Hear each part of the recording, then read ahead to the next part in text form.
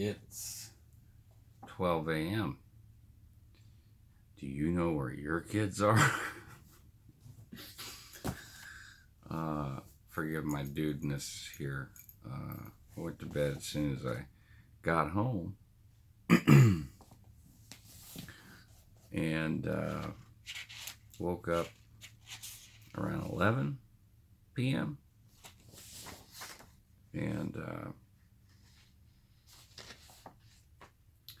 got some distressing messages and phone call. And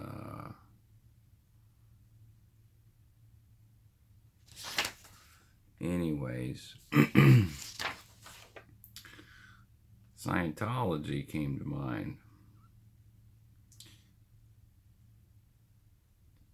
Because Scientology, if you haven't figured it out yet, is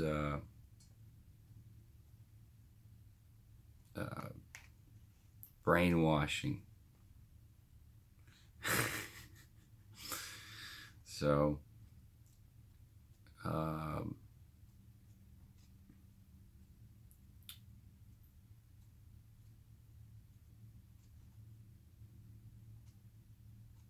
when you're when you're a, say, young adult or even a child, you're looking for something to be a part of, or you have no choice but to be part of it, and you adopt these ideas and you learn these truths.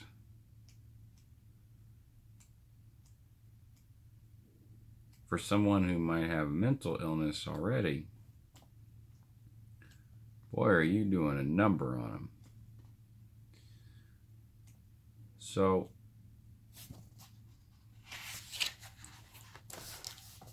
I'm just flipping through the technical dictionary here. Had a little chat with Christy today about watching the Aftermath, and we were talking about the website. I had mentioned I hadn't watched it, and she's like, "Oh, you totally should." I got mixed feelings about it. I've been out since 2014, really, and was on the fence and out, but not public, since 2013. So,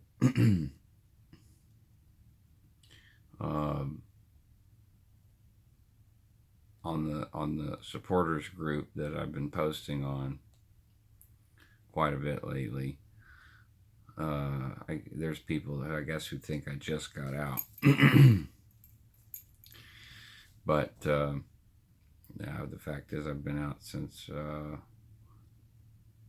I talked to Pierre Etier, class 12, and he pretty much told me that he was archiving the materials of L. Ron Hubbard, similar to the Nuremberg trials, where it could be documented and so that it's never lost and rediscovered and used for the way that it's being used, the way that it is being used. And that finished my doubt formula, which basically was me crumpling my doubt formula up and throwing it in the trash, because why use Scientology? I don't want to be a Scientologist. Just say no.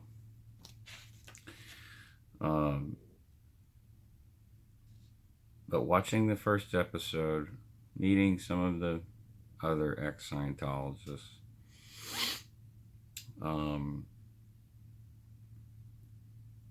it's clear to me, and from my own experience, it's clear to me that those people that get into Scientology, or who have no choice but to get into Scientology, who may have some sort of mental condition, maybe permanent, maybe not, maybe a mental illness, maybe a mental condition.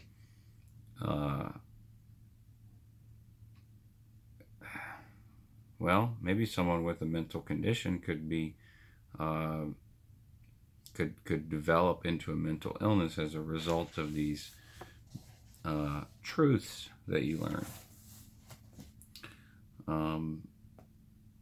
When I think of things like circuits and circuit cases, and this just depends on how much you learn, but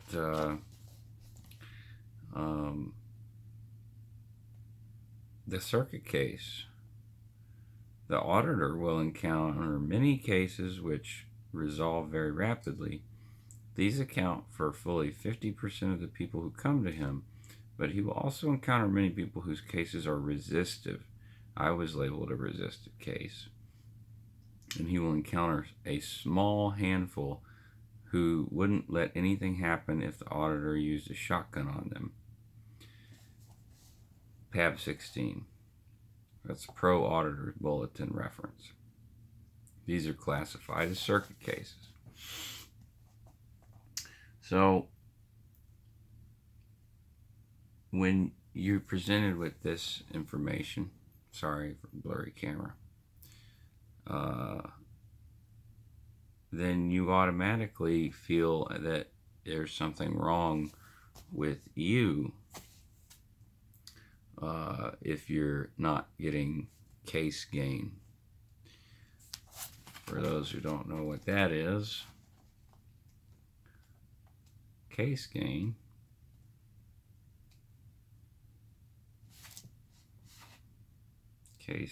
is improvements and resurgences of a person's experiences from auditing. Any case betterment according to the PC. And a case is the sum whole pass of bypass charge. Well, here we go. We're on a word chain. Bypass charge. Bypass charge. Auditing by list to help the pre-clear find a bypass charge. The moment the correct bypass charge is found, the pre-clear feels much better.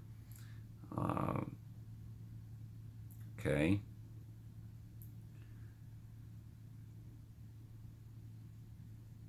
Bypass charge has a long definition. I don't want to get into a big Scientology word chain. But back to circuit cases. So this is just another way to blame the person who's having the problem for their problem, because your cause. This is a perverted version, in my opinion, of some old Eastern wisdom, wherein the idea is, don't look at the world in terms of what it did to you and how it abused you and how others abused you. Let go of those feelings and live in love. Right? But you can't do that if the majority of your belief system and the way that you live, your way, the way of living is interspersed with this terminology, or even all encompassing of this philosophy that you're the one that's the problem and you're the one that needs to be fixed. And if you could just find that item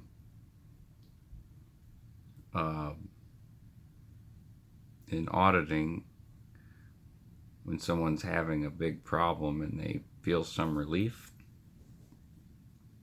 the auditor will indicate that item had bypassed charge. I would like to indicate that there has been some bypass charge on item blah blah blah. And that reinforces this belief.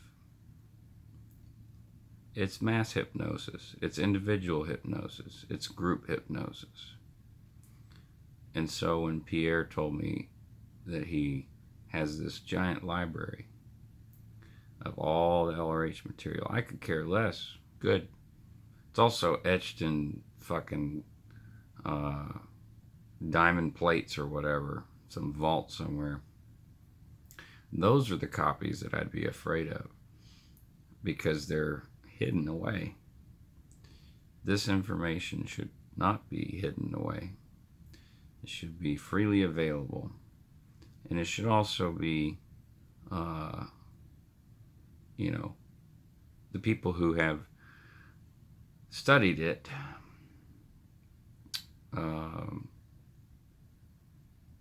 should do their, in my opinion, do their due diligence. And I believe that everyone has, to the degree at which they study, make sense of it and see it for what it is. And it's just as simple as methods of control.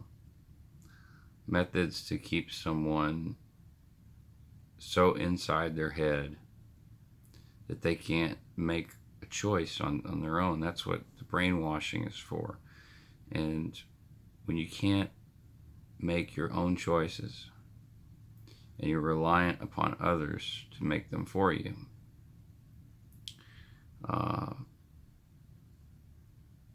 you got a long road to hoe.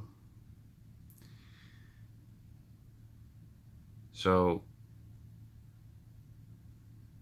if anything, in the last few days have been pretty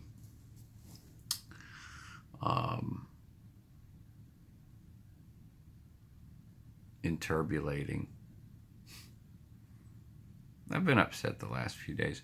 After watching the first episode of Leah Remini, I knew what it was going to do. It was just, I felt prepared enough, I guess, to watch the first one. And start watching the second one, and I just already, like, no, can't do it. Got to take care of myself. Got to make sure that I'm, stable. And, but I'm glad that I watched the first one, because it's sort of renewed my mission. And what Scientology does to an individual,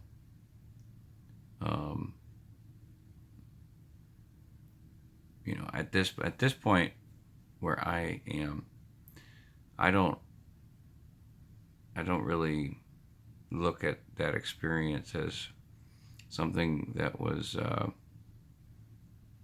entirely negative now, because what I'm doing about it, regardless of the effect, I know that I'm doing the right thing. However, having been trained in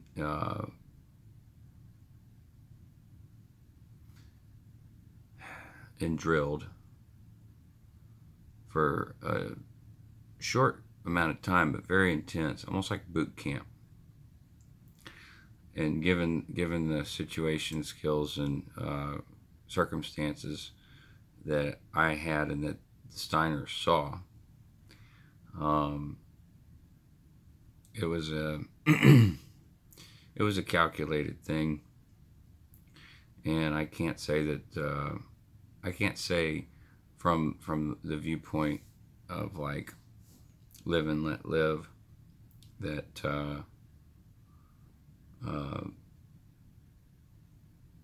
that I don't think that it was non-coercive, because it is a coercive activity from the start.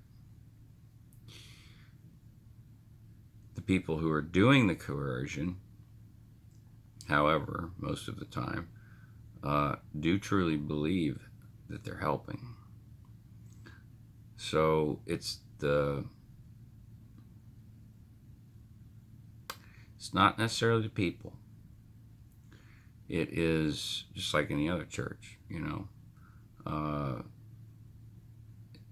And even some of the missions that I went to were not just like churches, you know, like there are some Pentecostal churches that aren't very culty. There are some, at least where I live, there are some Baptist churches that aren't Bible thumping Baptists. There are Catholic churches that aren't oppressive regimes for a small parish. It's unfortunate that the one that I go to that is closest to me, I go there simply to see what this priest is telling these people. It's horrible stuff. The congregation has just been leaving in droves. But I do have a mind to tell the guy, you know, what the hell are you talking about up there? You know, not preaching love. He's not talking about love. He's talking about sinning and death. You know, wages of sin is death. Listen, I didn't go to theology school. I'm not qualified to make those kind of statements to a priest. I'm aware of that. However, I will, as a parishioner, having studied the Bible in Catholic school, and my own personal belief that everything that you need is right in here.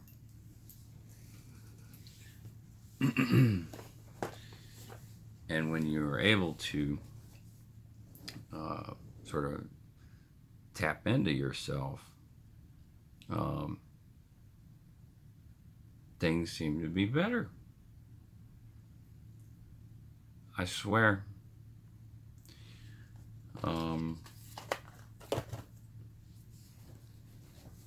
This piece of garbage, which I only have because my mission,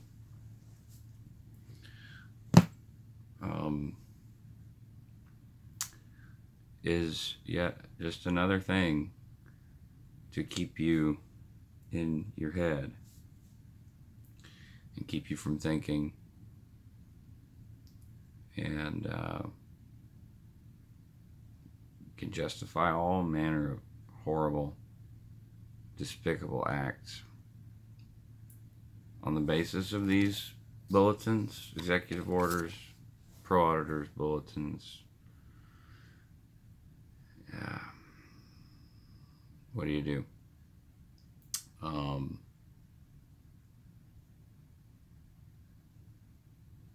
You go on YouTube and make a video about it, I guess. So I just had to vent a little bit. I don't like seeing people suffer, and I especially can't stand it whenever L. Ron Hubbard's work shows up in front of your face in all of its what it makes me think of is Dante's Inferno and William Blake's paintings of the Inferno, because these are the kind of faces people make when they're experiencing this just horrible, soul-wrenching pain.